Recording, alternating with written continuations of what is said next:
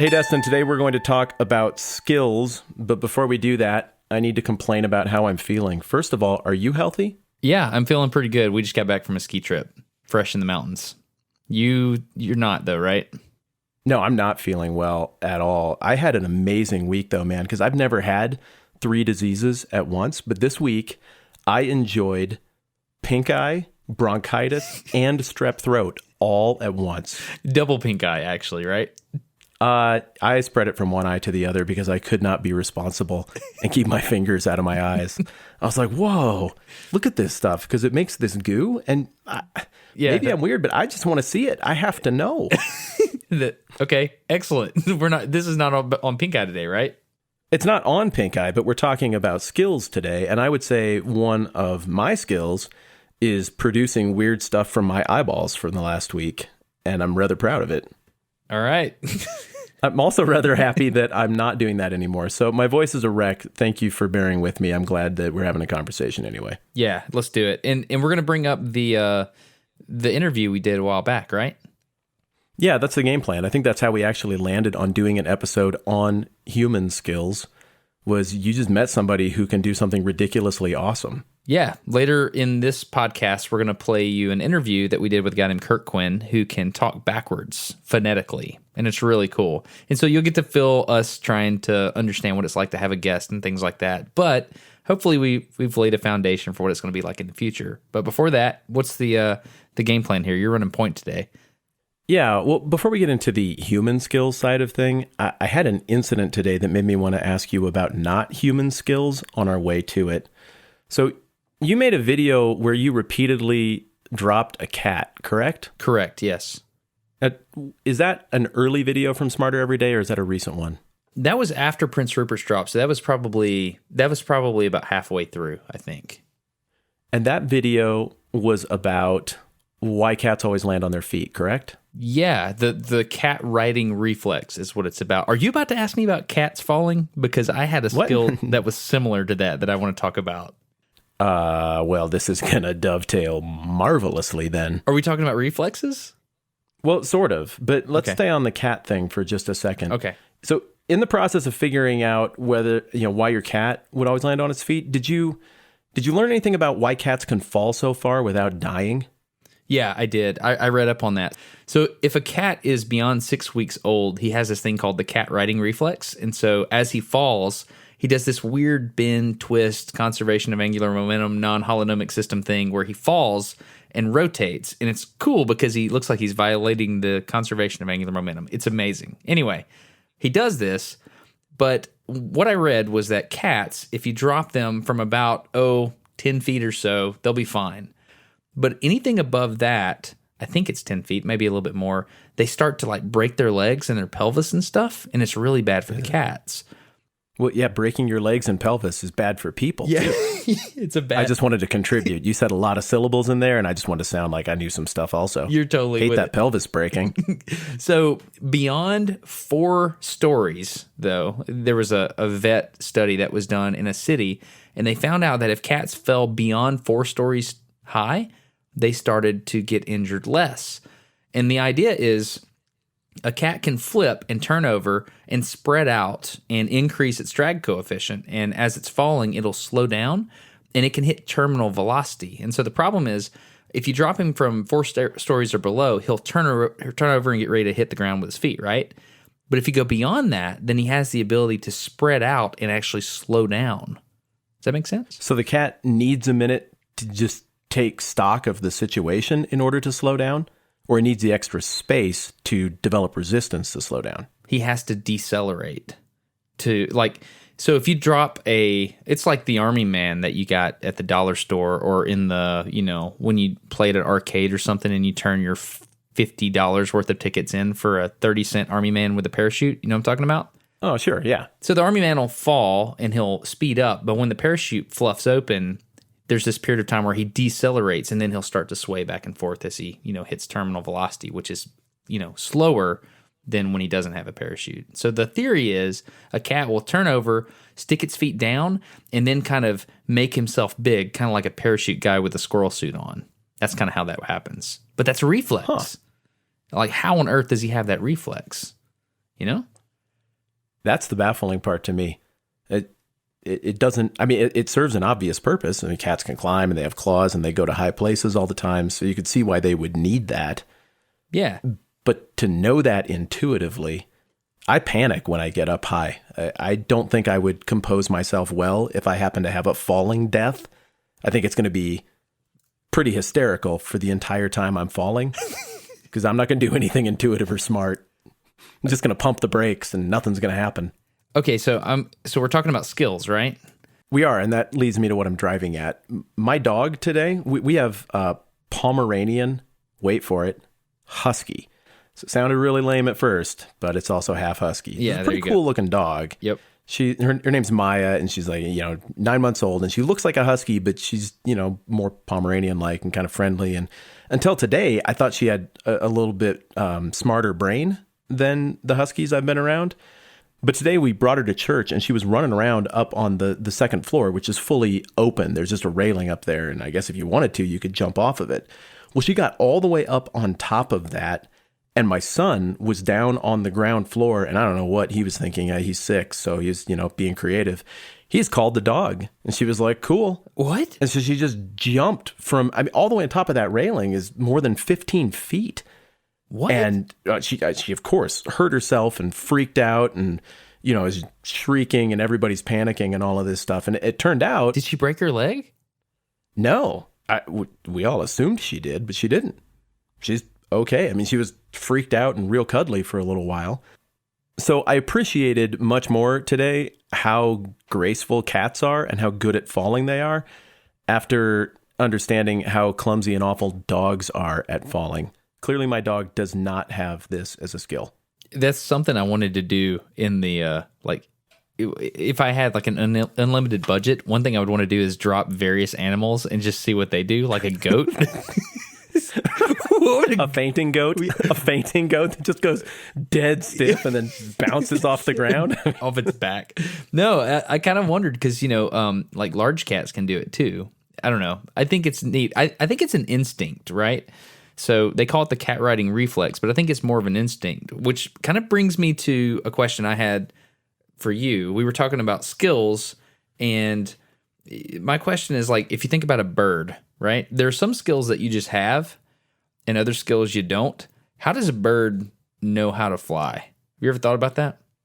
I've often thought about the first attempt. That's the one that matters, right? I think so.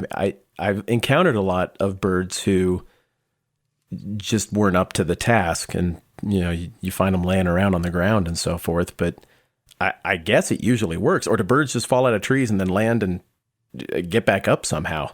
I don't know. I don't know. But I think those are instincts, right? At some point, they're like, "Hey, it's time to jump out. I hope I have the ability to fly." I don't know. I think it's well. How does a person know how to walk? Oh, yeah, it's the thing that your body is built for. So I think it goes beyond instincts. I mean, there's also some engineering involved. Yeah. So what is the difference in like, a natural ability and a learned skill? Have you thought about that? Yeah, it seems like natural abilities would be the stuff that you need to navigate the world and exist, that whatever kind of creature you are, you're just built for. So for us, feeding ourselves, walking around, breathing, making things that can keep us warm, because we're going to figure out real quick that, well, at least most of us are largely hairless. No, and so there's more to it than that, though. No, you're not hairless? No, there's more to it than that, than just like, breathing and eating. There's natural skills that people, like some people have a knack for things, right? Like some people can do stuff really, really well naturally, like running. Some people have natural abilities that exceed that of people around them. I mean, that's why the Olympics are a thing, I think. So, okay. So as we talk about skills, we're talking about stuff that either people were born with and then developed to maybe a greater degree than other people. But we're also talking about things that have nothing to do with how you were born, that you just became interested in and picked up along the way. Yeah. Right? Yeah. So all we're trying to do here is transition past basic instinctive stuff that you can do and get into the weird things that you start throwing time at and really getting good at. I think that's the thing. There's certain things that you can swap time for. And you can, that's the part of Groundhog Day that I love. You remember the movie when he's like, you know what? I'm just going to get crazy good at throwing cards into a hat or whatever. Yeah, piano. Yeah, exactly. I'll admit, I have had thoughts many times about how good at life I could be if I could just pause for a couple 100 years and learn all the things and then unpause and impress people at parties. You know what? That's one of the major plot holes in Highlander. Why is that? Yeah, the guy's not that good at stuff. Yeah, why is he not like an amazing, bagpipist? Is that, or whatever? That's the first skill that came to your mind. Bagpiper? Sure. Yeah, how do you bagpiper, or haggis eater, or kilt knitter. It's pretty ethnically insensitive toward the Scots there. If I told you about my business card, I've given you one, right? Hold on. I don't think so. Have I not? Okay, hold on. Let me see. I've got one here in this drawer. Okay. I have 2 versions of it, and it's the coolest thing ever. I really enjoy it. I don't remember where I got this idea. Okay, I've got the female version. Okay, so I have a female version of my business card and a male version of my business card. And oh my. Have I not? You've never seen this. It's awesome. So we've never even discussed it. No, the female version is purple, and on the back it says a lady scholar, and it says tick off each task as achieved. So basically the idea is, if I hand my business card to somebody, I call it a business card, it's just my card or whatever, I want it to be something that they want to keep.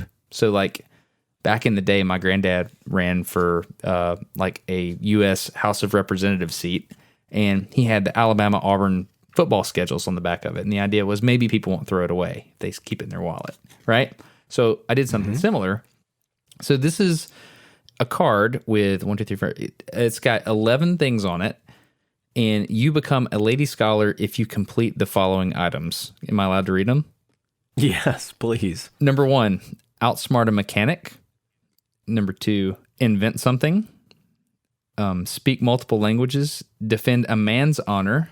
Grow your own food. Make your own clothes. Teach a child something new. 5 consecutive days in the wilderness. Drive a stick shift. Help someone who can't help you. And provide food for a village.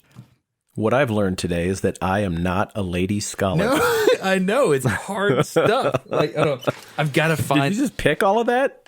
No, I actually... Or is that some standard list? No, I actually thought about it long and hard. I was like, what is something that, you would have to keep this card for a really long time before you were able to complete it, right? So it's That's really clever. Well, I don't know. I thought it was cool. So here's the Gentleman Scholar card. Is it okay if I read it as well? I hope I'm at least this. Grow a beard. Yeah. Done. Yeah, you got that. Defend a lady's honor. Have you done that? Oh, yeah. I'm actually going to tick this off for you as we go. Okay. Thank you. You get the first one. You get the second one. 5 consecutive days in the wilderness. Yep. Where did you go? I've done that in Colorado on a few occasions. And even though I've lived in Wyoming for a long time, I have not done that here yet. But I have kids now, so... There you go. Okay. Provide water for a village. I have contributed, but I can't say provide. Okay. Kicking in on somebody else's project doesn't count. I will take a tiny beginning of a check mark on that one. Okay, beginning of a check mark. Okay, invent something. Have you done that? And the nail saw gun bat does not count. Dude, it's a bat and it has nails coming out of it and a gun at the end. I'm not giving you the check for that, Matt.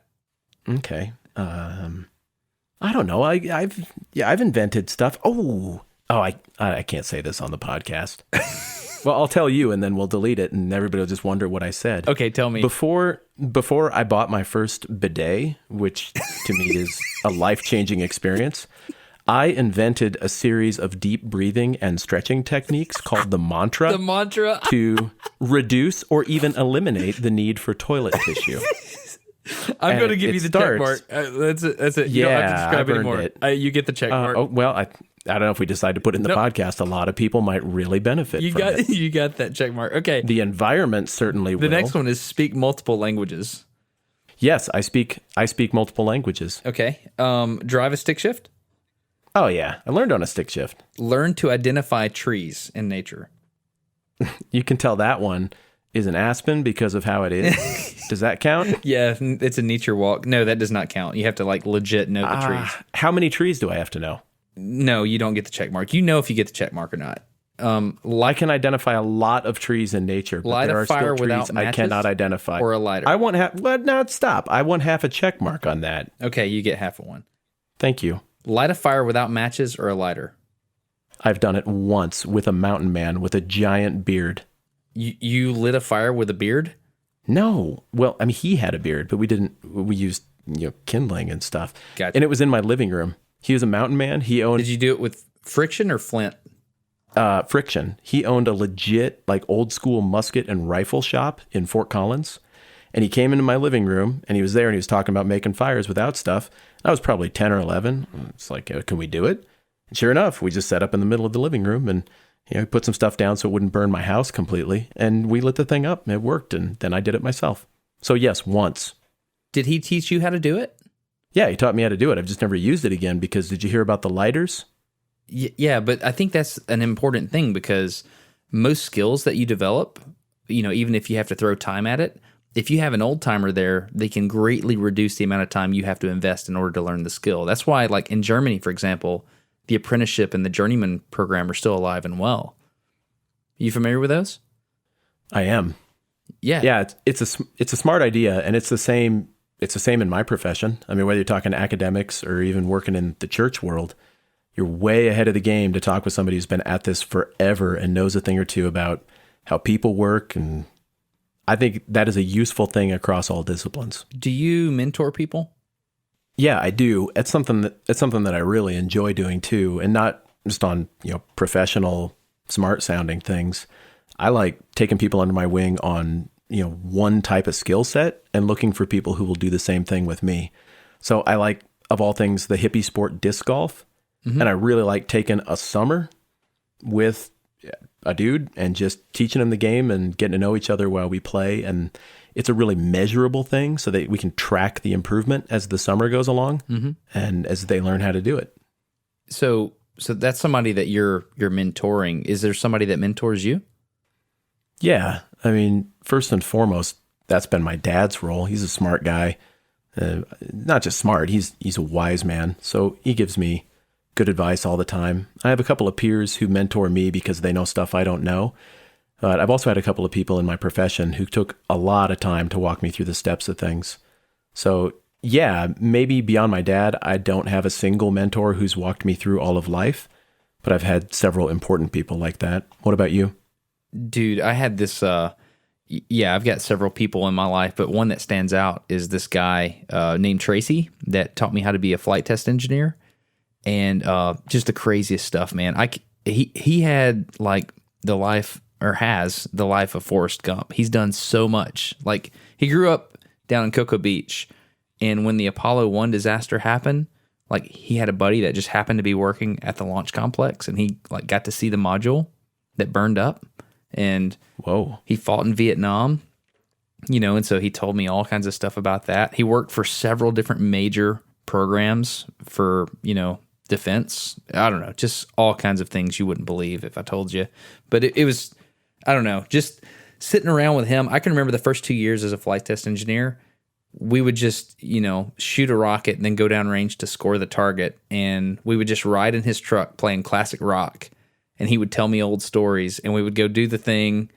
He would teach me to the point where I could do it. And then I would hop out and do the measurements or whatever, and then hop back in the truck, give him the numbers, and we'd drive back up range. It's just, oh man, so good. So I still check up with Tracy. What made him good at it? Like what tone did he put on the whole thing that made it easy for you to be receptive?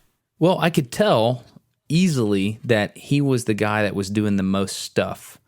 And, there were some things he wasn't good at as an engineer, like, some of the paperwork issues, he didn't take as seriously as other people. But at the same time, he got way more done. And, sometimes he would just swag things like, for instance, I remember one time we did a cost estimate. And I said, Tracy, they've asked me to do this cost estimate. How do I do this? And he said, oh, I just do it backwards. I was like, what does that mean? He goes, well, I know that to do this, it cost about this much money. And so I just start with the number and then I work backwards to make it work out to that much money. You still use that approach? No, I don't. I don't. We have, more refined tools now than we did back then. Now we can estimate labor a lot more accurately than we could back in the day. That was pen and paper days. But, more often than not, he did a really, really good job on his estimates, and he ended up saving the government a lot of money. And so I was really impressed with how he did things once I got older and looked back at how he did it. A lot of people said things like, we know that you don't take this part seriously because of the guy who trained you. And, I would always defend him. I was like, yeah, I know you think that, but I actually understood what he was doing, and, I placed value in that. And so, I try to take all the good things from the mentors that I've had and apply those to my life, and then have enough self-awareness to recognize that, they're not perfect. They are the person that's teaching me, but they are not perfect. So I try to get information from other people to bounce off and try to refine what I'm hearing. Does that make sense? It does make sense. And as you were talking about that, it occurred to me that one of the things that all of the people who've mentored me have in common is they think outside of normal conventions. I think I'm really drawn to that.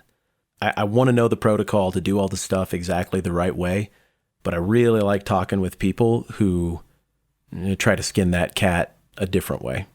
Tracy is a kind of guy that had a reputation for thinking big. Like we needed wind one time, like on launch, there's this tip-off issue. Like if you fire something off of a helicopter, you got a big wind maker on top of it, and it could, cause it to skew a little bit when it comes off, right?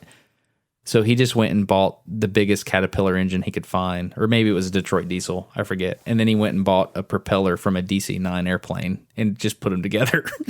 Just made nobody thought like that. People that are a little bit crazy, is that what you're saying? They almost seem crazy from normal people? Yeah, well, spontaneity and not knowing how everything's going to work out for the rest of my life is important. And so again, I want to learn how to do it by the book, but I really like people whose lives seem to be filled with all kinds of twists and turns, and I like figuring out how they got there. That's really good. You've got 2 more checks on your. We were doing a checklist. I want to find out if I'm a gentleman scholar. Yeah, you teach a child something new. I will allow that check mark. Covered. Thank you. Yep. Help someone who can't help you. Yeah, I have done that. Okay. And I've had other people do it for me. Okay, so you are missing provide water for a village and learn to identify trees. The Lady Scholar card is way harder. Like, it's not even close. I'm not even close on the. I was very concerned about what the gentleman side was going to look like. I'm feeling shame. Yeah, it's pretty interesting. I don't know. It's a fun little thing I do, but it's all about encouraging people to acquire skills in their lives. And I can't believe I've never told you about that. It's really fun. No, it's fun that it came up right now. Where are you at on the checklist? I don't feel like I can say I can grow a beard. I've tried for 4 weeks. Don't say that. I saw the video from when you were in Africa. That was shameful. It was like a beard. It's like a dog with mange, man. It was great. No, don't say that. Hey, it's going to happen, man. I know it will. Yeah, just keep shaving. That'll make it come in thicker. That's what they say. Speak multiple languages. I can get around in Spanish, but I don't feel like it would be honorable for me to check that box yet. So I don't think I can do that. Let's see what else I have here. I think that's it. Learn to identify trees. That one breaks my heart a little bit. And the reason it's on here is because my grandfather, growing up, we used to go walking around in the woods behind the house. He had like 70 acres. Where you lost the drone? Yes, exactly. And he would teach me about the trees, and he would have me identify a tree by the bark, by the leaves, and by the the whatever came off of it. Like a sweet gum tree would have the gum balls, right? And so he would just walk around and teach me that stuff, and I got good enough to play the game with Granddad, right? But I really wish, I would give a lot of money, I would trade many, many material possessions just to have a couple of hours walking in the woods with him now, because it was just a neat thing, and I didn't know what he was doing, but he was investing in the young guy, right? And so it makes me want to, so every once in a while when me and my sons are out, or my daughter, we'll stop and I'll point out a a leaf or something. I'll say, hey, you know what kind of leaf that is? And she'll say, yeah, I think it's a maple. And I was like, well, why is it a maple? And so we try to make teaching moments of all different kinds of things. And sometimes I don't know the answers. I just ask the questions to see what they say. My granddad was a marksmanship instructor in the Air Force. Whoa. And so from a very young age, when we go up to his place in South Dakota, he'd get out the guns and show us how to shoot. And all of my mom and my aunts and uncles are all very handy with firearm. And I learned a ton from him about how to do that. But I was just too young to fully appreciate what I was learning. And if I could say the same thing you said, that would be the thing I would love to spend a few hours one afternoon with my granddad working on again. You know, you bring up an interesting point, though. There are some skills that are, you know, you do them and you just own it. Like you can't lose it. And there's other skills that are perishable. Have you found this in your life? Well, I think language is one of them. If I'm not working on the languages that I want to be able to communicate in, they will atrophy very quickly. Yeah? Yeah, what's yours? Perishable skills for me, juggling a little bit, you know. I can... Oh, that's right. I saw you juggle in a video to prove that you're coordinated and not some galoopy engineer. That was pretty dumb, I know. No, come on, it worked. But you did 3 in that. Can you do more than 3? I cannot do more than 3. If I had to guess, though, I would say that, and don't answer yet, I would guess that you are a person who can juggle. And the reason I think you can juggle is because you're industrious. You have played baseball. I know that about you.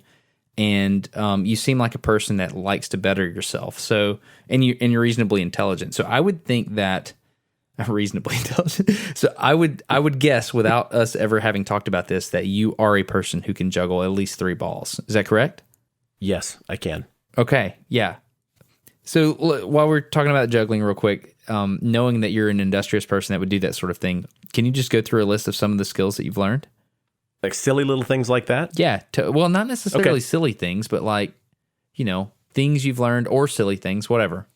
Yeah, I want to start with stupid stuff. Okay, cool. Stupid stuff. In 7th grade, there was this kid named Carlos who could grab a desk with his palms, thumbs on top of the desk, hands under the lip, and put his elbows in his ribs and then balance himself on the edge of the desk and just stay there forever. That's awesome. And so I learned how to do that, but it atrophied as I got older and weaker and less coordinated. Yeah, so it was cool when I could do it. This same kid, Carlos, who, I mean, I wasn't even friends with, he just hugely influenced my life, I guess. He would do this thing where everybody thought he was cracking his knuckles super loud. And I thought, I want to have arthritis someday. Let's do that. And so I tried to imitate it, and I just couldn't get the same results. And so finally, one day, you know, he told me his secret. And what he was doing is he's putting his finger in that little webbing between the finger on the other hand, and then putting pressure there and creating this little air pocket. You ready? You want to hear it? Yes. And doing this. What is that? What? Okay, it sounds like a knuckle pop, but it's not. It's a suction thing. One more time. Really? Do you have to wet your fingers to do that? Well, I did it first, but then when I learned the trick, you know, I got it just right. So I learned that one. I can still do that and gross people out at meals and stuff. I can't do that. I can just crack my knuckles. Oh, that's pretty good. I can't do that. Can you do your thumb? No. Wait. Let me try. Get it real quiet. Yeah. No, I cannot. Can you do that little joint on your, like you've got your hand and you've got all your, you know, phalanges, but the very base of your thumb, like where your thumb connects to your wrist, that's the one that took me the longest to crack. Here I go.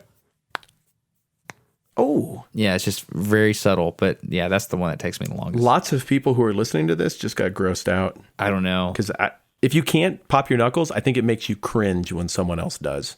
Doesn't work for me. I got a buddy who pops his neck, and I just can't even watch it. It's grotesque to me. As a kid, every Christmas Eve, I used to pop all the knuckles on my hands and see how many knuckles I could pop. Just to celebrate Jesus' birth? No, it was just the only it was the only day of the year that I always found myself laying in bed staring at the ceiling, and I thought to myself, you know, I can use this as a datum to measure the the performance of my knuckle popping career. So when you were 4 and laying in bed, you decided you were going to use that as a datum? No, I think that started like at 10. But I was like, every year I'm sitting here thinking about this. I'm going to start counting my knuckles. And I started doing it. And so there you go. That sounds exactly like your brain. That's what it did. Yeah, so we got the knuckle popping thing. I can hang a spoon on my nose, or at least the last time I tried, I could. Like, I don't have to sticky it up or anything. I have the right shape of nose, but that took a little bit of learning to just position your head the right way and not panic. And you could hang a spoon on your nose. So I had that one. Can you balance a wheelchair on the rear wheels? No, I have tried that, and I think my head still kind of hurts. So I can do that, and it will. I can do that and spin while I do it. So like if I see a wheelchair that's unattended, I just go hop in it and I balance it on the rear wheels, and I'll just kind of pirouette. It's a thing I like to do. So here's a question about these weird skills that you acquire because you invest time and you trade with it. Have you ever noticed when you just throw one of these skills out, without really trying to impress anybody, it actually gives you legitimate credibility with other people? Have you ever noticed that? Yes, I have. Tell me about a time. Tell me about the skill that impresses people that you wouldn't expect to. We went down on a business trip down near Florida somewhere, and when we were not at work, we decided to go fishing on a pier. And Tyler's this real big country boy that works with me. And, he always thought I was a little bit weird. And then I was like, hey, man, you want to go fishing at the pier? And he's like, yeah, let's go. I mean, I'll bring a rod and reel. I was like, okay, let's do it. And you could tell just by the way he was talking to me that he was like talking to me from a position of, you have no idea how to fish. I'm probably going to have to bait your hook. You know what I mean? And then we went and I totally outfished him. And that changed the entire tone of our relationship. I'm not talking about just that day. I'm talking about Tyler looked at me like a different human being from that moment forward because I caught more fish than he did off of that pier. It's unreal. Would Tyler affirm this? Because totally. I assume there's a possibility he's listening to this. Tyler's not listening to this. He listened to bow hunting podcasts. He's not going to listen to this. So, well, yeah, that somebody's going to rectify that. He totally would. Yeah, it changed. It changed our relationship. It's strange. Have you had experiences like that? Yeah, I have. I really like competitive sports. I don't like the ones where you run and try to run faster than you ran last time. I respect that a ton. I'm just not built for it, and it doesn't turn my crank. But anything where someone tries to stop you, I probably played it, and I probably like it. There needs to be a loser. Yeah, there needs to be a loser, and I don't care if it's me. I can live with that, but I want to keep score. And I like basketball. I'm not a real tall guy, but I can handle the ball all right. And somewhere in college, I just started putting a lot of work into that. And particularly as a guard, I started working on my left hand and got to the place where, my ball handling with my left hand got to be a lot better. And that opened up a lot of possibilities for being better at basketball. And I moved to Chicago, to the actual city of Chicago. And I wanted to go and play basketball with people, but there were no gyms where I was. There were just street courts on Lake Michigan. And so one day I put on my extra tall socks and my Kurt Rambis goggles and my John Stockton shorts and just strolled down to the local Chicago city court and walked on. Guys were friendly enough to let me jump in. And I knew that scoring wasn't going to be part of my game, but the game that was being played there wasn't the kind of game where you really pass. And I thought, well, that's what I'm good at, so I'm just going to do it. So I just made other people look good. Oh. And gave the ball away. I never shot. I didn't try to do anything offensive other than move without the ball, set picks, open other people up, and pass decisively. You were a team player. And and they really liked me. They gave me horrible nicknames that can't be repeated because we're trying to go for the not explicit tag on our podcast. Right. But they were the kind of explicit nicknames that, mean that, you're on the good list and they don't totally hate you. That's awesome. Yeah, I like those guys, had acceptance in that group. So you honed the skills specifically for inclusion in a social group. Especially in sports. I really like doing the thing where whatever sport it is, spread the ball around, make other people look good. So I really like to be in a position where I get to handle the ball a lot, be it a point guard or a quarterback or whatever, but then make people feel really good that they gave you that trust by making them look good and getting everybody involved. Backing up a trailer is similar to that. Like if you go somewhere with another group and there's a trailer involved and you got to back it up and you got to put it in this spot, if you nail it on the first try, they look at you like you're a wizard. Have you ever noticed that? Yeah. Can you do that? I've noticed it in other people. I can back up a trailer, but not on the first try. It takes me 2 or 3 swipes. So my dad, when I was younger, he put a ball on the back of the lawnmower, and he was like, "All right, park the trailer," and I would park the trailer, and he would like, "Do it again. Continue to do it until you do it right. Here are 2 cones," or however he did it. I forget how he did it, but that's how I learned. And now it's just I don't even think about it. I just do it. It's really fun. But there are some trailers that, for example, when you push a helicopter out of have you seen those little tow trucks that they push airplanes out with? Yeah, sure. Okay, so what's so fantastic about the people that do that you've never, ever noticed? Like if you're sitting on the airplane and you're watching them push back a airplane next to you, watch. There's a truck and then there's a tow bar that goes in between the truck and the airplane. That is a very specific tow bar made for that specific type of airplane. But the thing about it is there are two pivot points. So it's not like backing up a trailer. There are two, it's like a chaotic system. It's like backing up a trailer on a trailer. Connected to a trailer. Yeah. And the trailer's a freaking airplane. Exactly. And so the people, they make it look so easy, but where I work, we push out helicopters a lot. A person will hop on one of those trucks, connect a tow bar to a helicopter, and just push it out and make it look like it's no big deal. One time we were down in Houston and we were doing this and we were pushing a helicopter out, and this old technician guy, he's a mechanic, he hops up there and he starts trying to back it up and he can't do it. This lady that's also a mechanic and she's really, really good, she starts coming over and the guys start making fun of him like, "Hey man, here she comes." He's like, what are you talking about? "She's going to have to come do that for you because you can't do it." He's like, "No man, I can do it.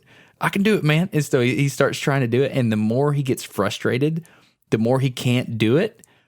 And finally, he just like makes up an excuse and gets up and like, "I got to go take a smoke break or something." She hops on that truck and she just perfectly aligns it inside the hangar like it was no thing in the world. And it was like, holy cow, she just made you look dumb. It was awesome. But like her credibility went way through the roof because she could do something nobody else there could do.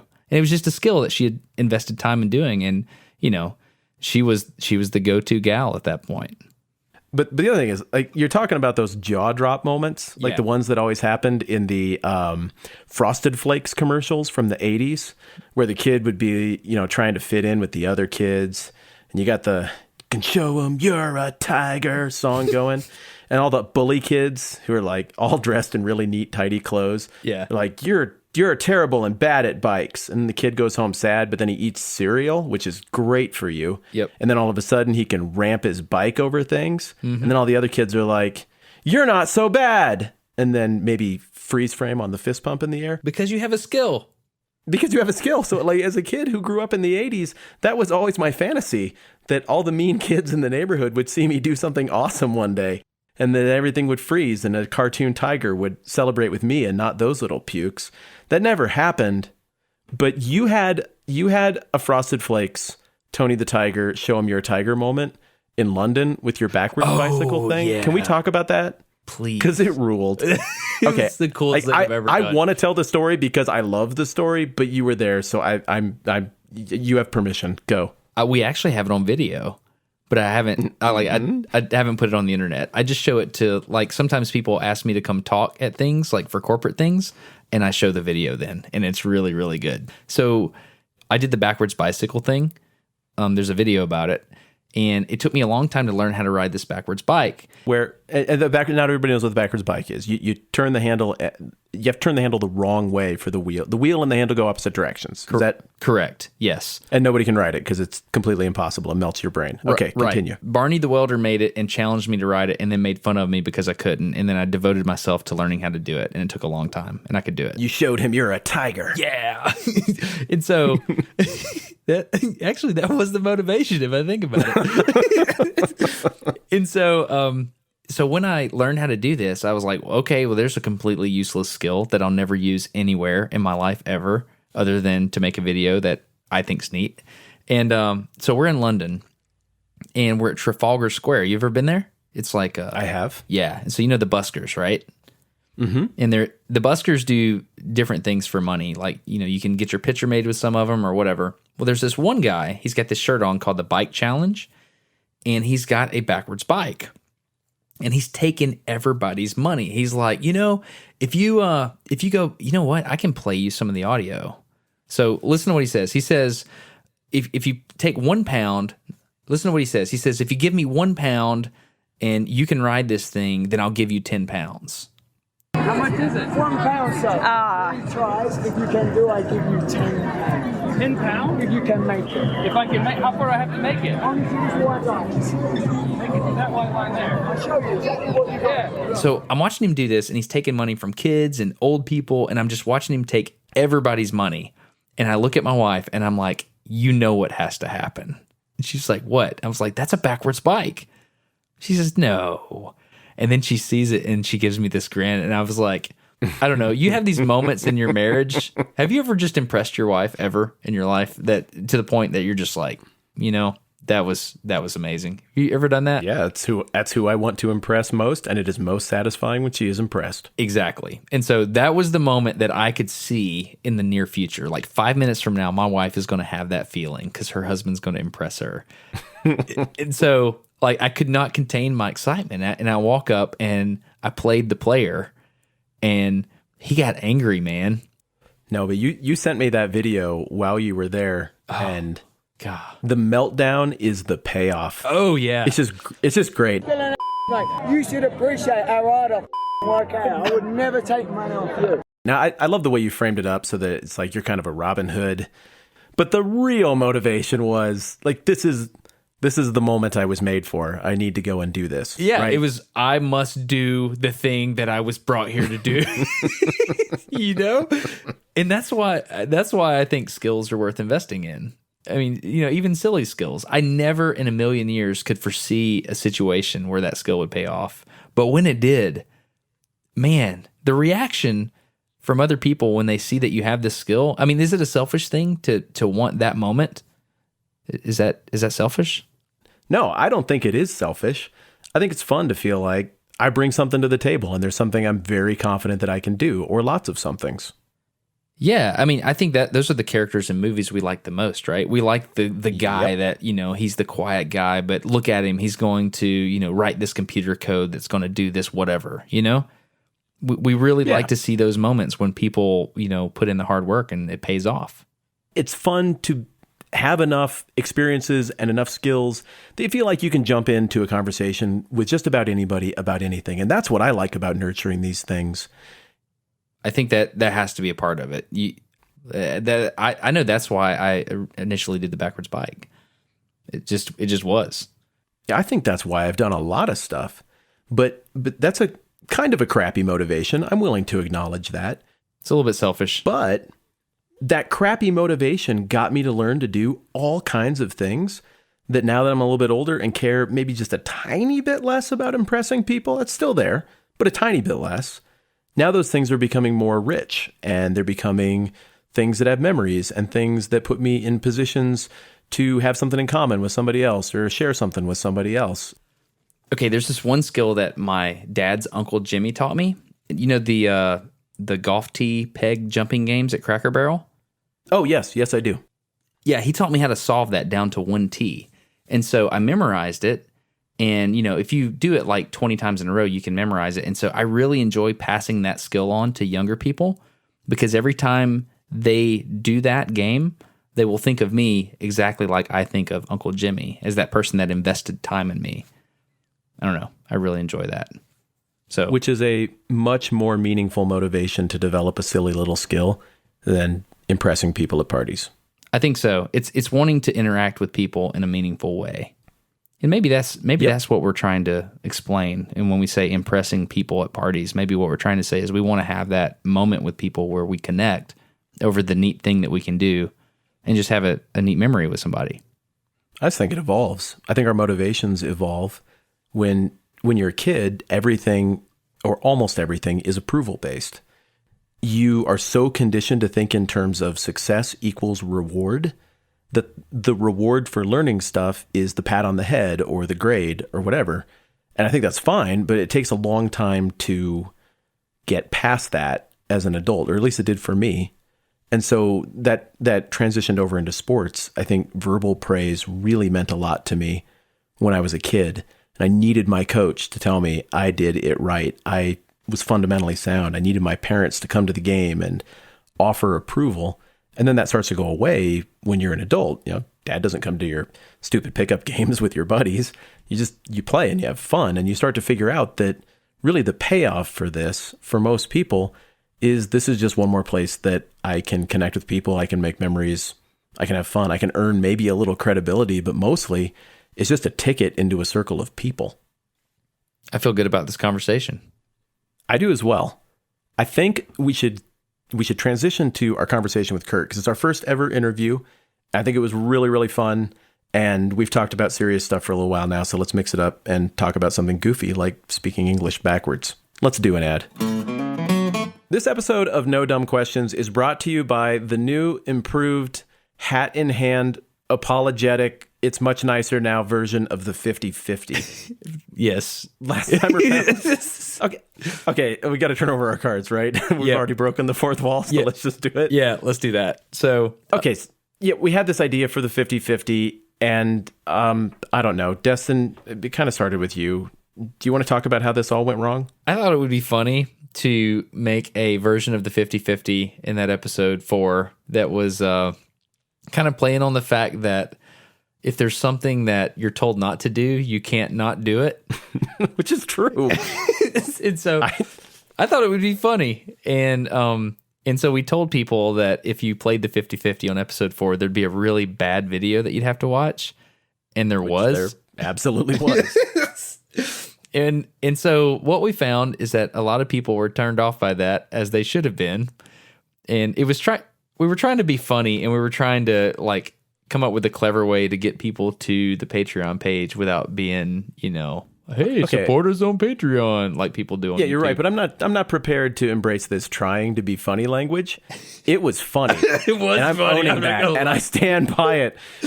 And I will say this though, it was perhaps somewhat funnier if you were me and you talking about it on the phone from a roadside Arby's in Utah where we had the idea. Because we started crying. Talking about this. We It was cried. hysterical.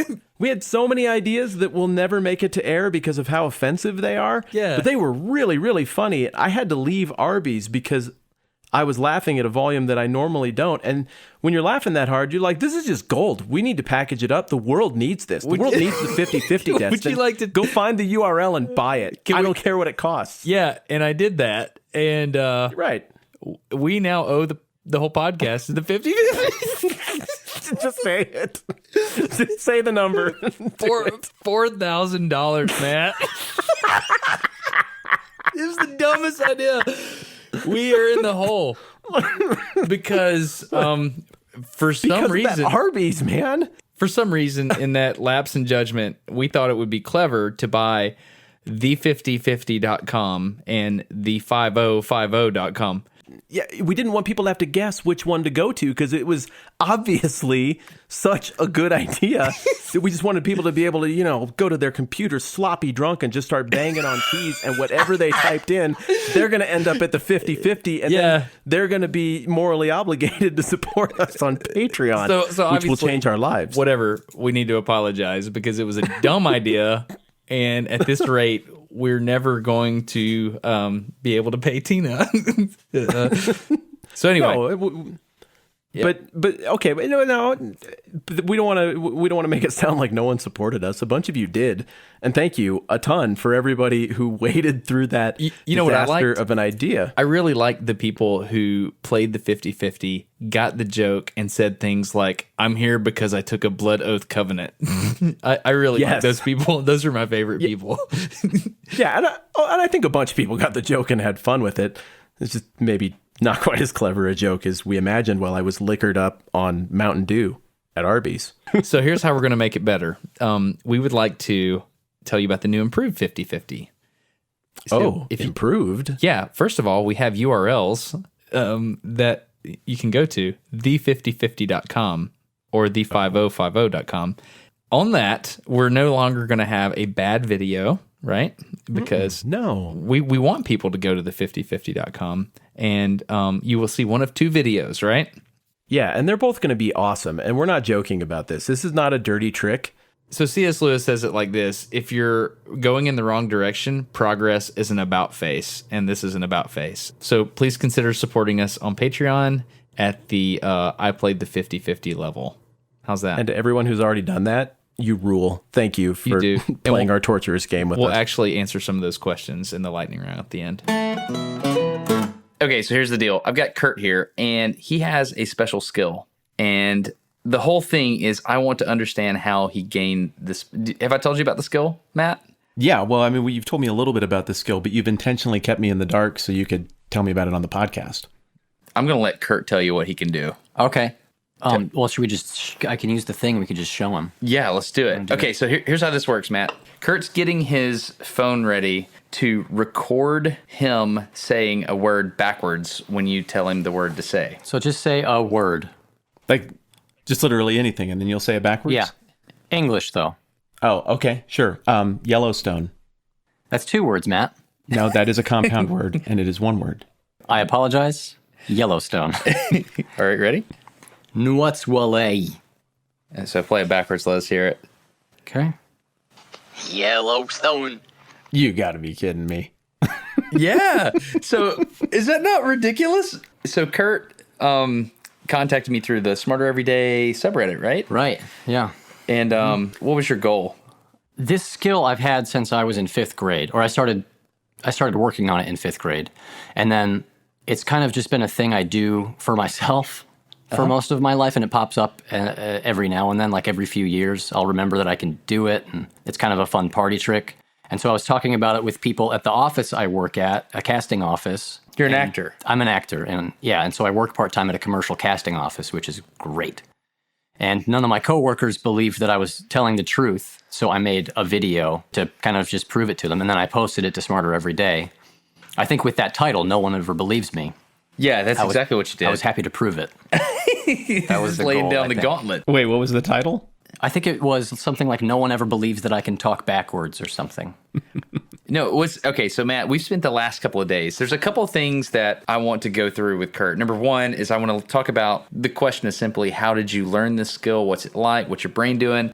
And then the other thing is Kurt spent the last 2 days hanging out with me, and you actually got to hang out during a Smarter Everyday shoot, I guess we would call it today. Yeah.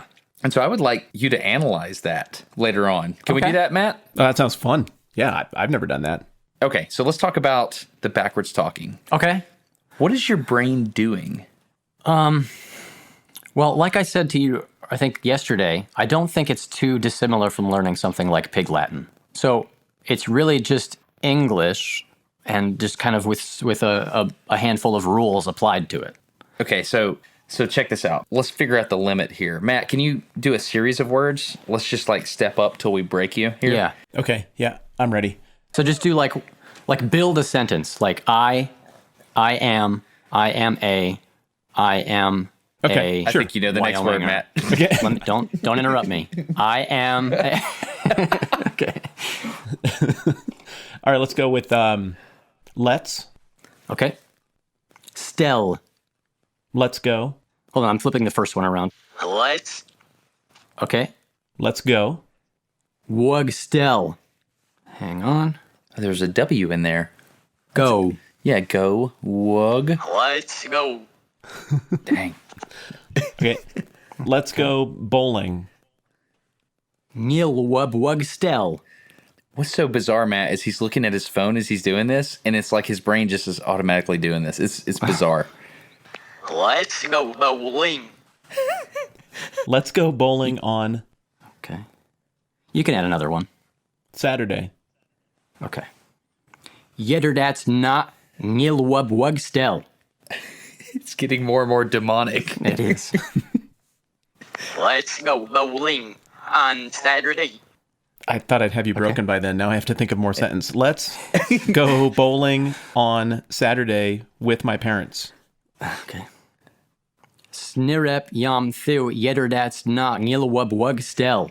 Good grief, dude. This is bizarre. Let's go bowling on Saturday with my parents. This is not at all what I thought this would be like. Is it more uncomfortable? No, here's why I'm uncomfortable, because all I have to do is think of one sentence and I'm a writer.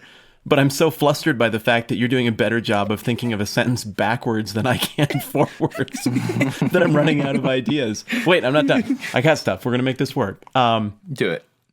Let's go bowling on Saturday with my parents in Cheyenne.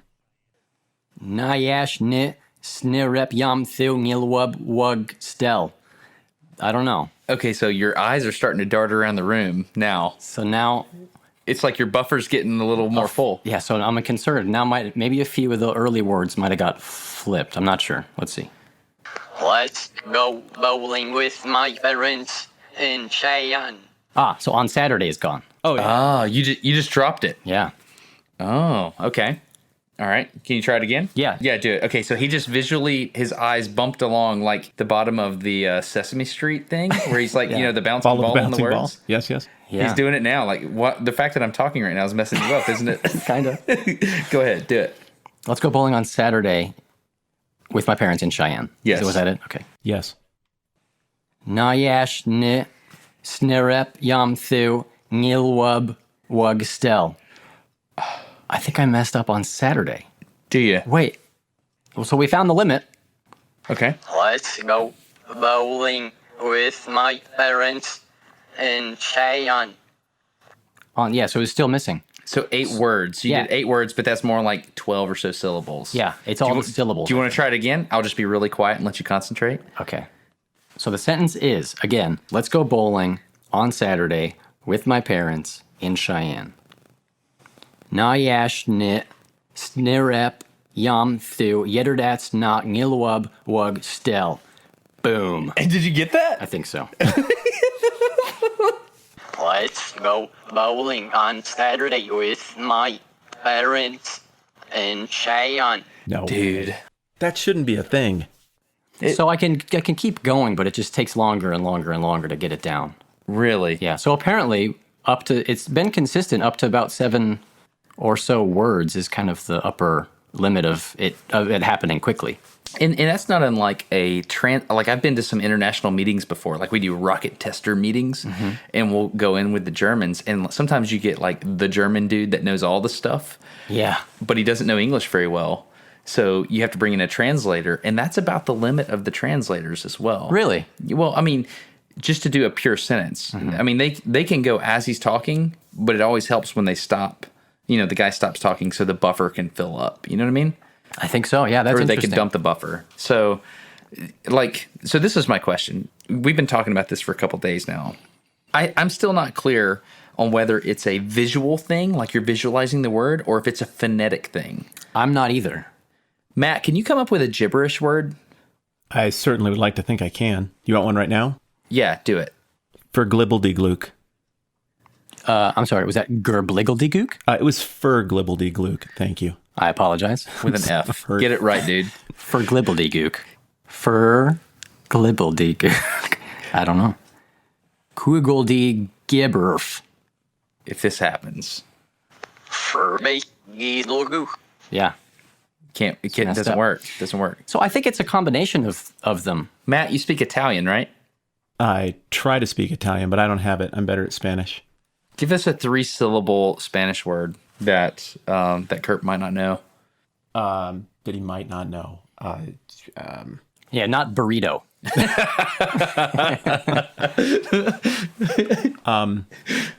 Perdedor. Perdedor? Perdedor. Perdedor. What does that mean, Matt? I don't know what that means. It's more fun if he doesn't. Roderderp. Sorry, let me do that one more time. Perdedor. Roorderdep. Pedredor. I think the I flipped around D-R-O-R, you flipped the last syllable. So it So you kind of have to visualize it in English. Yeah. But it's not like I'm seeing words, you know? Yeah. I'm not seeing flashes of text or anything. Okay, so here I'm going to type a sentence. Once upon a time, there was a man in Wyoming named Matt who was quite shy and didn't like it when other people made fun of him on the internet. Okay, that's a lot of words. Can you And just straight up read accurate. that? Yeah, okay. So, Let's see. so you're just going to like read backwards. You're going to read the letters backwards, right? Yeah, well, I'm just going to look at the words backward and say each word phonetically in reverse, Okay. right? Okay, let's see how this goes. Tenert ne na mich va nuf diemol peep the now te kjol knidid na yash tjok zo wuchtam dniem ne moyau ne nam zo rev miat nupa snow. So what's interesting is I can see on the word where you're trying to read it, but whereas when I read internet forward phonetically, you're having to change the phonetic sounds for each letter. Like Right. You're having to. Okay, give it a go. See what it says. Okay. Once upon a time there was a man in Wyoming named Matt who was quite shy and didn't like it when other people made fun of him on the internet. I was just trying to stay composed through the whole thing. Oh man, I've never been the- made fun of backwards before. So the super impossible thing is inflection. What do you mean? Because it sounds so robotic and alien when I Okay. play it back. So let's think of a very expressive phrase, A very expressive, something with clear intonation and inflection. very Matt. I'm gonna let you do this. Yeah. What kind of intonation do you want? Like, what kind of mood? Let's go like surprised, but okay with it. What? Destin, that was surprisingly competent. So let's break it. Let's just start with Destin. Okay, you hear that? Destin. That's Nit said, right? Yeah, Nit said. Okay. But to do Destin backwards, Nit said. I'm not sure if that's right. Let's Okay. Listen. see. It's super hard to get the inflection to. So it'd be. Can I try it? Yep. Nit said. This is ridiculous. Yes, it is. Listen. That's great. Thanks, man. That was good. That's the only word I know backwards because it used to be a password I used. Let's try another one like wow. That's pretty simple because it's already a palindrome. Like if I were to draw that inflection out, I feel like it would, it'd be high and then about midway down it would go. It's almost like a graphing tangent on a. See, I feel like you could visualize that better than me. Let's see. Wow. I would think that I could just do it exactly the same. No, it'd be wow. I think so. Yeah, it's Okay. like graphing sine versus cosine, Let's see. Whoa. and that should be like wow. I think. That's fascinating. Whoa. Yeah. You're way better at that. That's Oh, cool. No, I can see a graph, but I can't do anything else. So you've done today. what's a graph? There are no dumb questions. No, that is pretty interesting. So here's what we did, Matt. So we shot a video together. So full disclosure, you have a very small YouTube channel and you want it to be bigger, right? Right. And it's Kurt Quinn. Kurt Quinn, yeah. Okay, Kurt came out and we shot a video together, and hopefully people will go check out your YouTube channel. Right. And we were spending a lot of time talking about, things that we could do on there. So I decided to break his brain by trying to put him in variously stressful situations. From holding a dog to, we ended up with a grand finale. We had 2 AK-47s firing off beside your head Yeah. What state did you with say a you're in? drone. That would be Alabama, Matt. Oh, Mabelat. And we were flying a drone over your head. And what else did we do? We went to the Rocket Center. Yeah. Did some things in the exhibits there. I held a chicken. I held various animals of varying degrees of intensity. Intense animals. It was pretty interesting, but what I found most interesting is that I think you did pretty good when the guns were firing around you, but I think what happened when you played the banjo is that your brain space that deciphers sound started interfering with your other brain space. Or maybe it's the brain space that is, involved in the patterns of the finger picking that I was doing. Because those are all songs that I know really, really well, and I've played many, many times, and they're just muscle memory. What I found beautiful about this, will you get your banjo? Sure. What I found beautiful about this, Matt, while he grabs his banjo, is that he brought a banjo to Alabama, and he's from California. I see what he did there. Kurt, can you play banjo and sing simultaneously, like forward? Yes. Can you? No, I cannot play banjo and sing, but I can play bass and electric guitar and sing forward poorly. But awesome. It's a totally different product that I get in terms of what I can do both vocally and instrumentally when I do both. In other words, I'm way better when I'm doing just one or the other. And way better is still terrible. Gotcha. So it like cuts your skill in half? Is that what you're saying? I'm not musically inclined, so I don't know this stuff. I wouldn't say quite in half, but the flourishes that you can put on music, those all go away for me when I do two things at once. What do you mean by flourishes? I'm sorry, I don't understand. Like if he's playing a lick or playing a song that he knows well but throws a new lick in there while he's trying to sing, it's going to be much harder to play the lick, right? That's right. And so a lick that is dependent on, say, for the guitar players out there, a little bit of a bend or a slide, I will tend to square that off and make it boring and predictable so my brain space can focus on remembering what words I'm supposed to sing. What's a lick? That's a lick? Yeah. Okay. It's a G lick. All right. There's a D lick. It's just kind of little interlude things that you can throw in. All right, so Song. there's a banjo in your hands. It's on my knee. It is on your knee, and you are in Alabama. and we were in Alabama. So, Matt, can we do this again? Can I run this for you? Sure. Matt, go ahead and let's do this again. Only this time we have a banjo. How do we want to do this? Do we want to? I think I should start picking. Matt, you give me a word once I'm picking, and I'll try to say the word backward and continue picking. Okay, so You game? okay, yes, I got it. Okay. Ready. Here we go.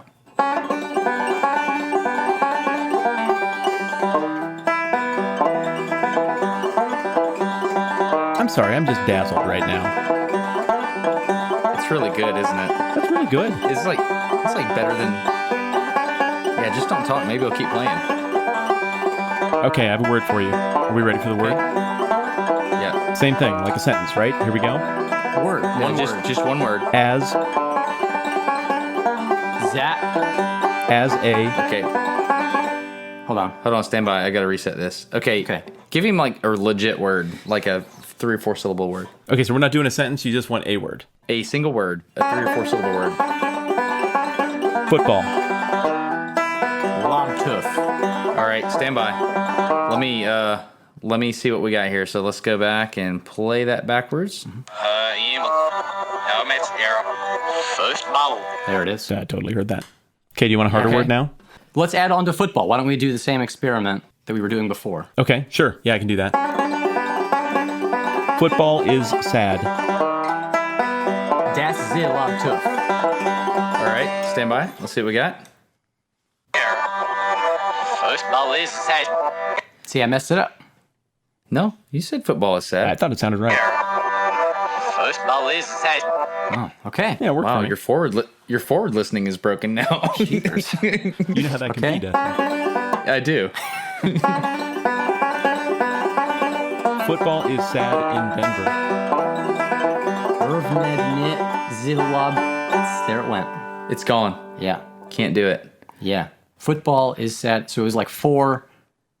It was like at 4 or 5 syllables. Okay, so you're. I mean, breakdown. and we were at like 8 or so earlier. No, we were more like at 12 syllables. So Yeah. So you just. What happened? You just hit a wall? Yeah, my fingers just kind of stopped. Your fingers stopped. They didn't like physically. So it's like your brain throttled, and it's like, hey, something's got to give. I'm going to drop the banjo part. Right. Yeah. That's interesting. So when you're doing this, do you feel like you are translating in your brain like someone who's just learning a language? Or do you feel like you have a vocabulary in backwards English that's just accessible? I'd say mostly option B, but it's more of a vocabulary of sounds. I suppose it would have to be. Does that make sense? Yeah. It's not what I was expecting, but it does make sense. Right. So let's see. What were we saying? Football. Lob tuff. Oh, that's too easy. Yeah, I was thinking that was too easy too. I also had it. I know that one. Yeah, I was like, nah, that's so easy.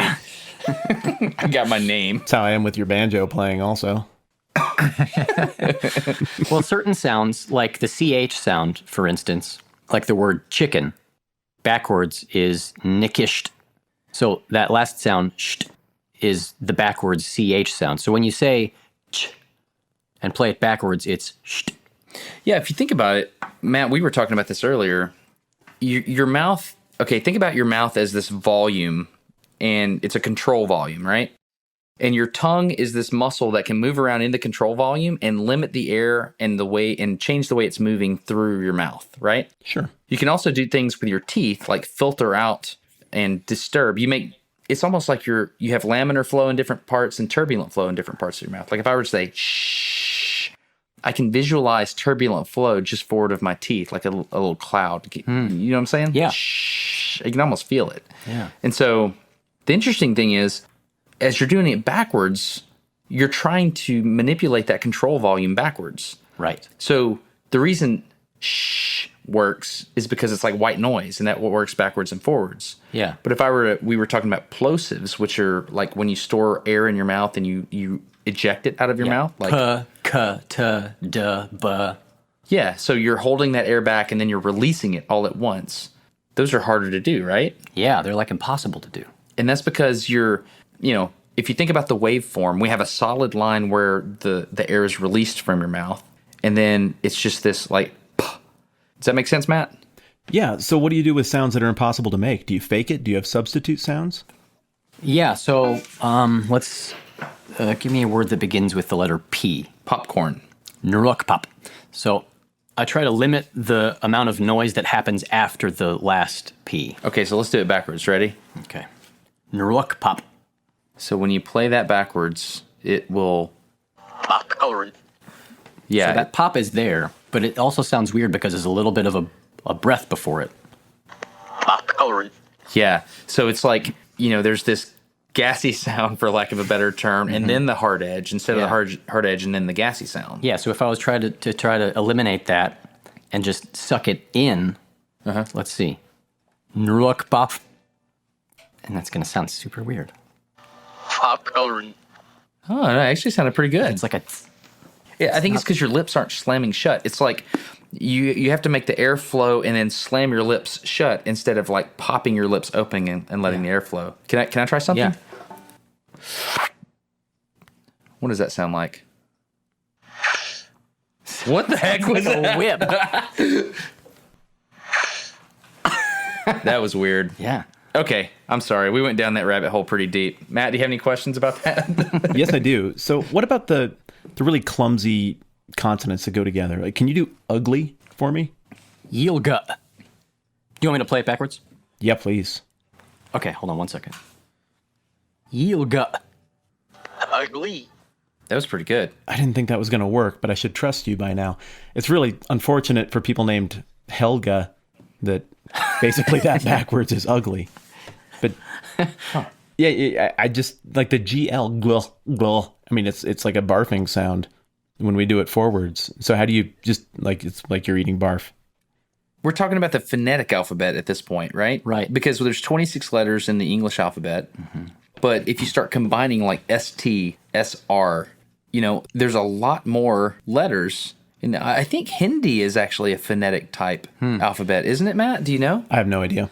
I'm about to Google. I lived with a guy, Sharad, Hindi alphabet phonetic. I'm Googling that right now. He was actually kind of giving me a little bit of a lesson in Hindi, and he said that they have a lot more letters, but it's all straight up phonetic. And he said, it sounds like it'd be really, really hard, but it's not because you can just look at it and you know exactly what sound each thing makes. So, I don't know. That's interesting.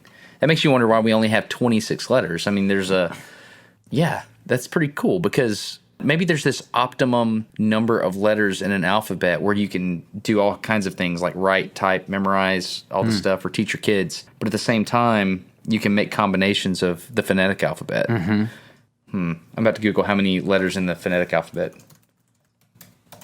There are 107. Wow. So I had to study the phonetic alphabet in college, in theater school, but I never got to 107. I had no idea there were that many. Did your skill get better when you started? I don't think so. I don't think my skill has improved since like 6th grade. You think you put this ability in your brain then? Yeah.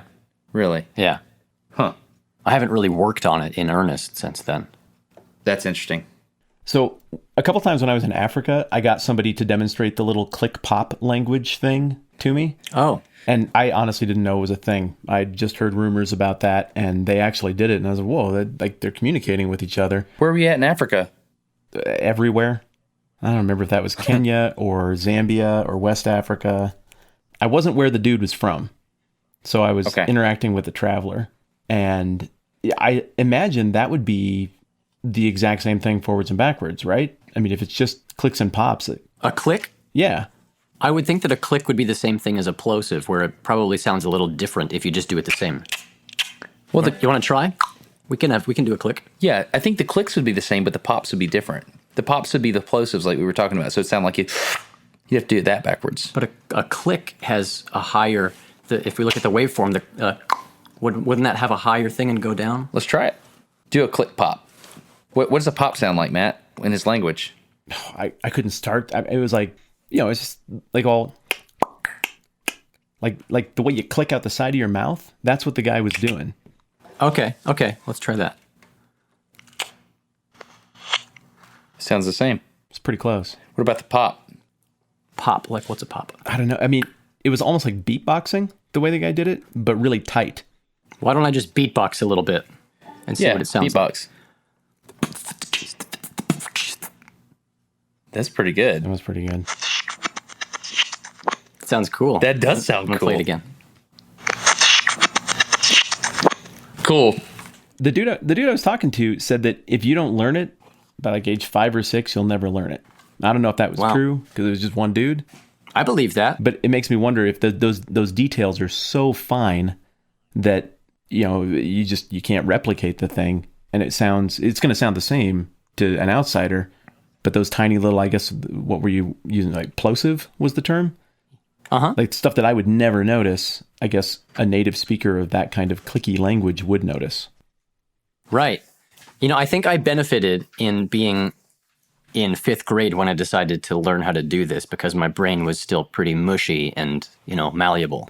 So you got on, speaking of that, you got on the backwards bike today. Right. What do you think? It's impossible. Okay. I agree. Yeah, Matt's tried it as well. So the thing is, I tried to learn it, just by going to the end of the driveway and back once a day, right? But I sent one to a guy. I told you this. I sent one to a guy and just told him to, he had never tried it before, so he was going at it fresh.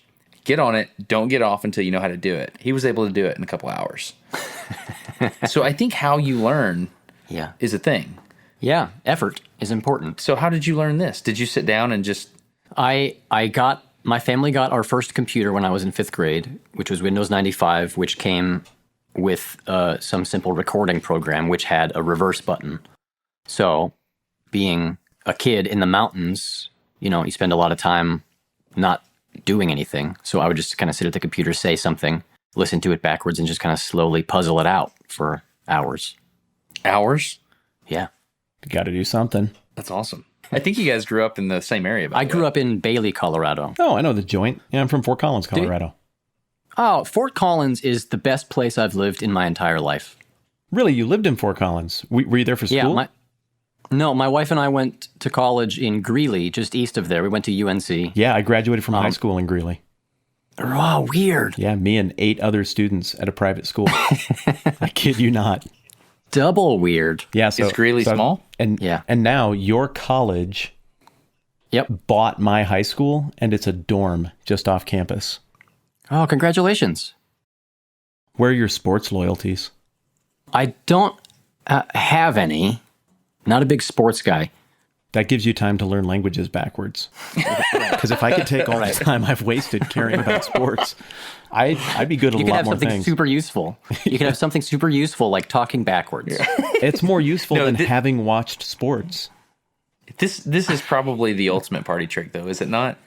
I suppose when I remember that I can do it, like I said, for a long time, it just kind of like went away, and then I would remember like, oh yeah, anyone want to see this thing? At what point did you impress your wife with it? She's known me since I've done it, so probably 5th grade. We grew up together. Do you feel like if you were ever like in an accident and you lost your ability to do this, she would lose interest in you? Probably. I mean, is it not super sexy?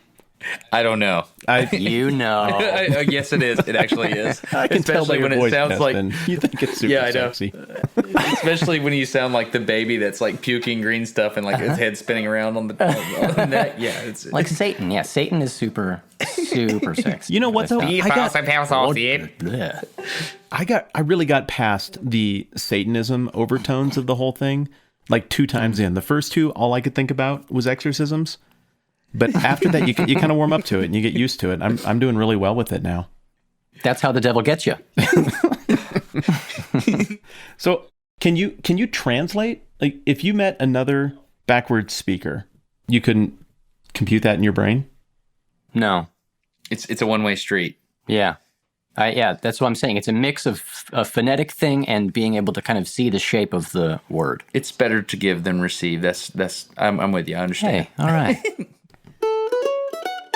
This episode of No Dumb Questions is brought to you by word of mouth, or at least some of you, because a lot of people are telling me that their friends are passing it along to them and they're really enjoying it. So we want to say thank you, because that's really fun that people are sharing it with their friends because they think the conversations are resonating with their brains.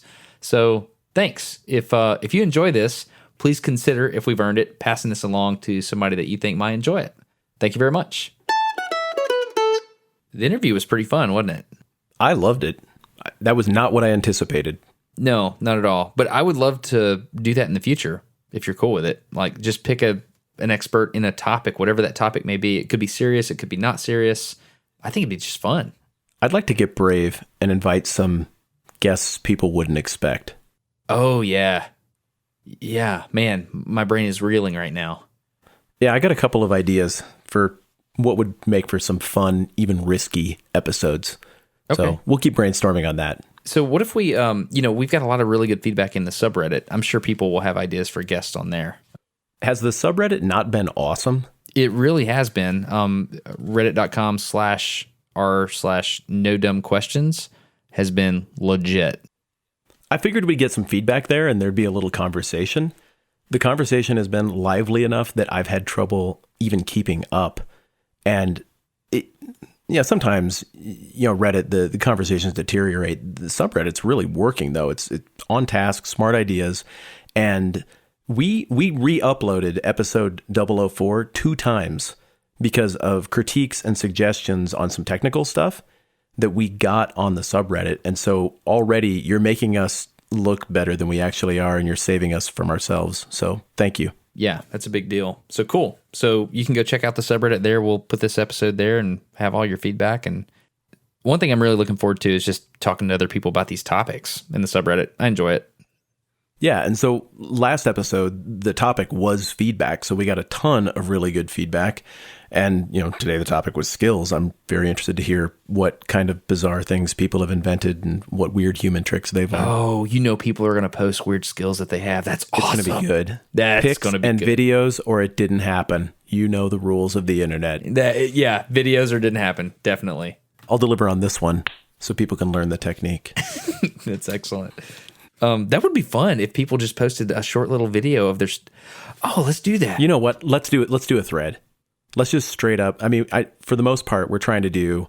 The only threads on the subreddit are actually the episodes. But let's do a special one. Skills. That is post your ridiculous skill here. Yes. Oh, That's man. going to be so fun. And then we got to talk about it next episode. Okay. You know what? I bet we get a great response on it.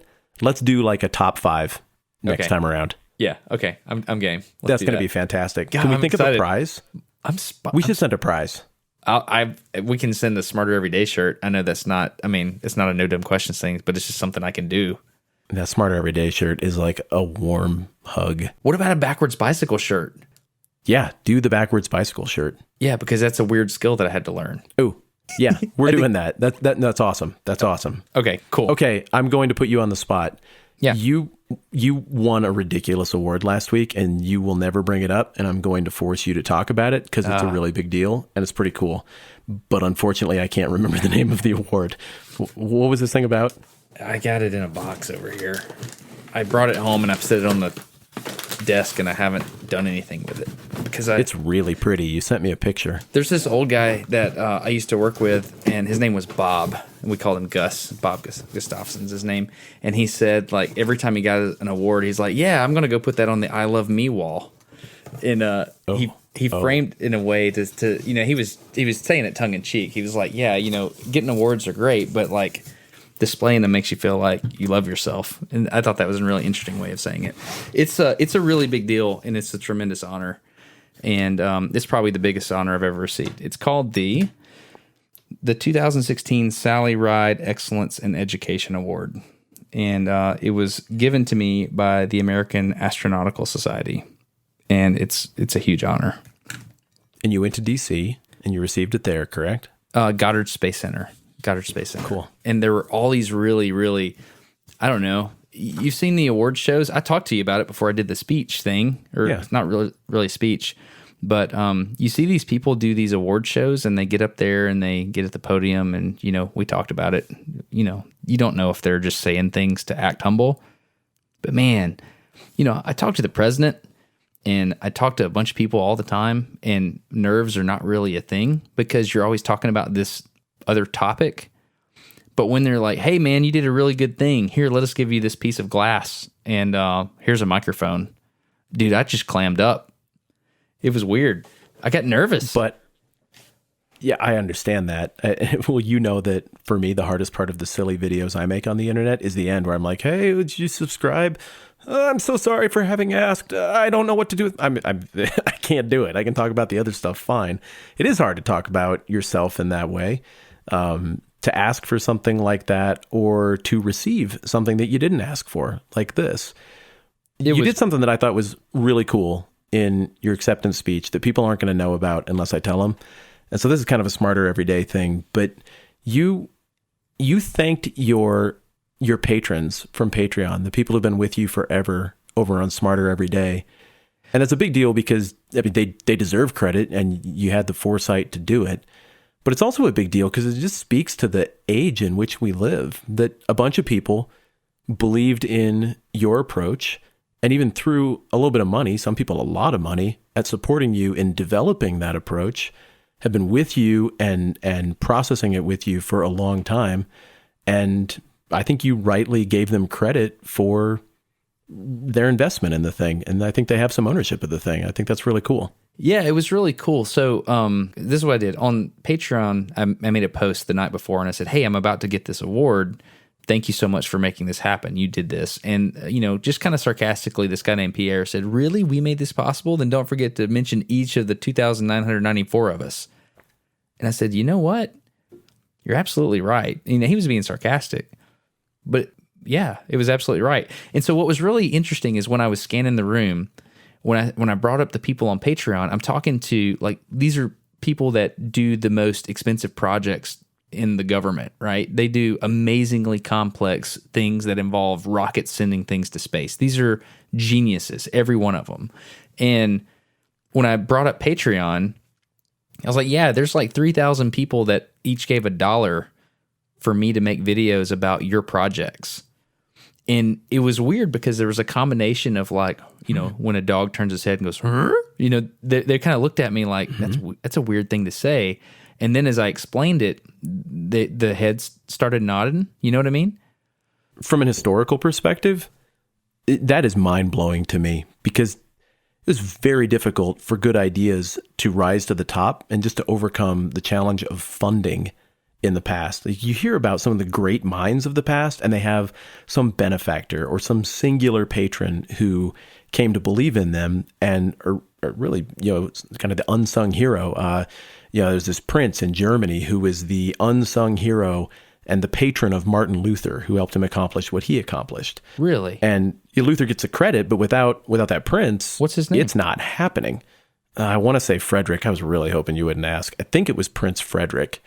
And he didn't just, support Luther, but he also offered him protection so that he could think outside the box and come up with ideas that wouldn't be popular. But now, because we live in a weird age, you don't need one person to put their neck on the line for something different. Like, a whole bunch of us who are like-minded can put our energy together and even support each other in that stuff. And it's kind of a cool moment, as you were telling me about getting that award and the role that your supporters had played in it. So thank you for indulging me. It was pretty cool. Anyway, it was a tremendous honor. And okay, I'm going to get you off the hook. Thank you. Using the art of the segue. Are you ready for this? Please. Well, Destin, speaking of Patreon, we got some really good questions from our patrons, and last lightning round we took some from the subreddit, but now we've got some on the Patreon page. So Sweet. Here we go. Lightning round feedback questions. Destin, question from Andrew Lindstrom: Bears versus drones, who would win? Oh man, it depends on I love that question. If the drone got close enough to touch the bear would win, no doubt. But if the bear was in range and it's a weaponized drone, the drone would win. I just don't see how this works out any other way. I wanted to give some clever answer about it depends on the type of bear. As someone who lives in Wyoming, I'm something of a bear expert, which would be a lie. No, the drones win. That's just not even hard. Good job, drones. I love to think about it, though. Oh, okay. Damon Hanna asks, where are the $20 patrons supposed to ask questions? Well, I guess you just found out, man. DJ Martinez asks, what podcast are the two of you listening to? Oh, that's interesting. Here, let me just pull up my my podcast app. So obviously I listen to Hello Internet. I enjoy that.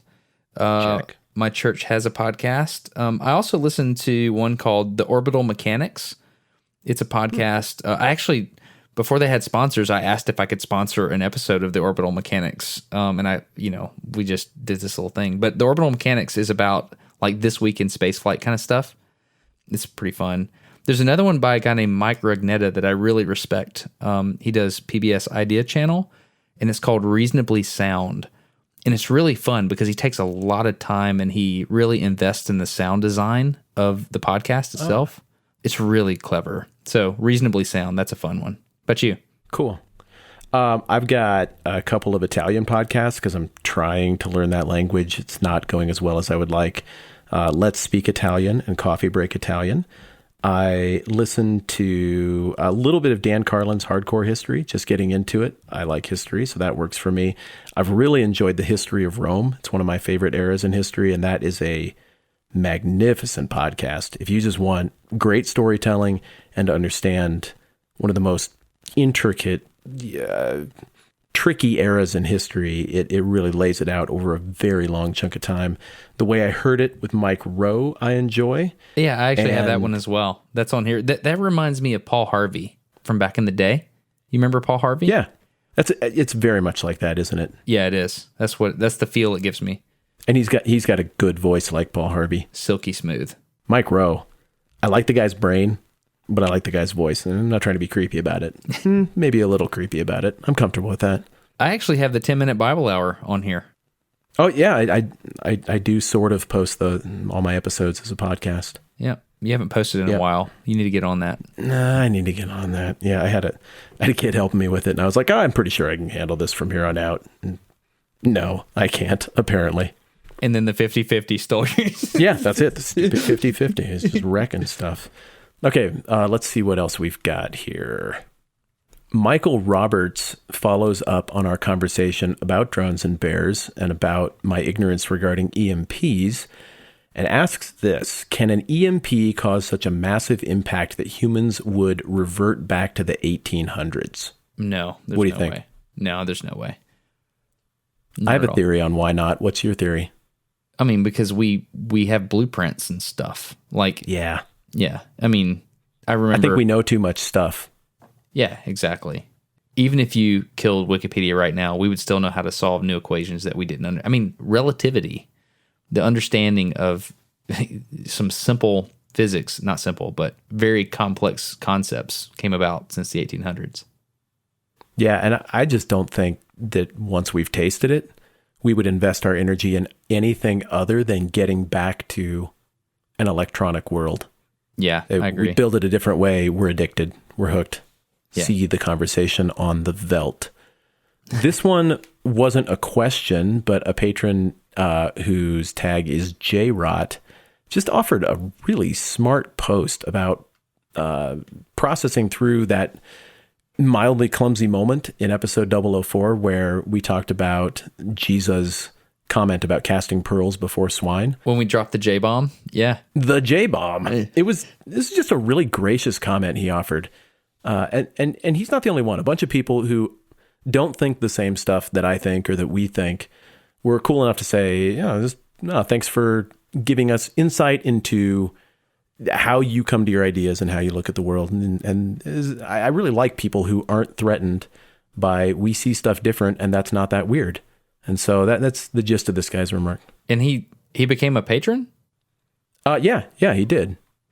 That's amazing. So he's supporting a podcast that, the guy on there believes something fundamentally different than he. That says a lot about J-Rod. I agree. I think we've run into a lot of people like that. I like the community that is developing. It's been fun to get to know new people through this. Agree. Okay, I'm going to say that officially concludes the lightning round. We have a bunch of comments over on iTunes, and at some point we need to get over there and respond to some of that as well. What if we had a lightning sound? Ooh.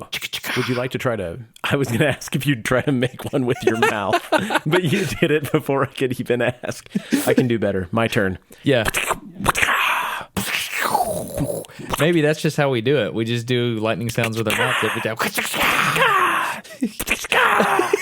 That one's really good. He sounds like a bird. It kind of did. What if the lightning round... That would be kind of fun if we just make I will work on an elaborate lightning round sound. I'll have it ready for next time around. I'm going to just go try to record lightning. That'd be fun. Well, you would do it right. Yeah. On the iTunes side of things, those reviews, especially in the early game of our podcast here, those reviews and ratings do help a ton. So if you feel like just doing something super nice, you could head over that way. And I don't know, you could rate it like any number of stars. I'll just suggest 5 just as a possibility. I mean, oh my goodness. That doesn't sound Awful. like letting it on. Can we work on those sounds? It was great. That I think is probably it forever. We just need lightning sounds to go in and out. I think that'd be fun. That was obviously lightning. Anyone would identify it as such.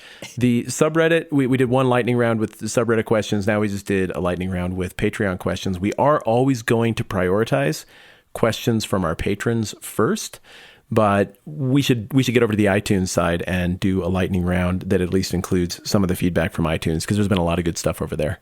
I think so too. I have been tweeting the pictures of all the countries and all the states that have left iTunes reviews. I would love to at least complete the US. I think that'd be really cool. Yeah, agreed. And thank you to everybody who's left reviews and ratings over there. Apparently that does help us quite a bit here in the early going. If you haven't had a chance to do that yet and you feel so inclined, we'd be really grateful. Yep. Okay, to end the podcast here, we talked about skills. We got to see a bunch of goofy skills, some serious skills. Here's my question to end on. What skill are you now going to invest time in for yourself? Not to, impress people, but just for you. I'm assuming you've thought about it now. Yeah, I have. There's a couple I've been working really hard on of late. For whatever reason, I decided that I want to learn how to play tennis. So I'm trying to get better at tennis, but I really am not trying to beat anybody. I just have a couple of friends I really like hanging out with and playing tennis. And it's the only sport I'm improving at right now. I'm getting worse at everything else. I'm working a lot on language, and I got a long ways to go on that. So I'm going to keep working on that. But given the way my last year has gone, I'm feeling interested in being very attentive to my character and sharing that with some people in my life, and just trying to really take stock of who I am and how I treat people. I think I have room for growth there. And maybe that's too sappy an answer for a skill, but I think navigating that stuff is a skill and one that can atrophy. So I think that needs some of my attention right now. What about you? I think, for my physical body, I'm going to try to get better at running. It's warming up. I think I can do that. But the main one that I really want to work on right now is connecting with one of my daughters. I want to figure out how to get on her level better. That's something that, I think there are ways to unlock keys in a relationship, and I think learning how to do that is something I want to work on.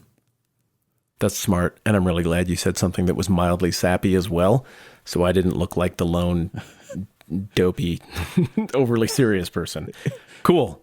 Yeah. This was good. This was a ton of fun, and we left a whole bunch of skills that we could have talked about on the table.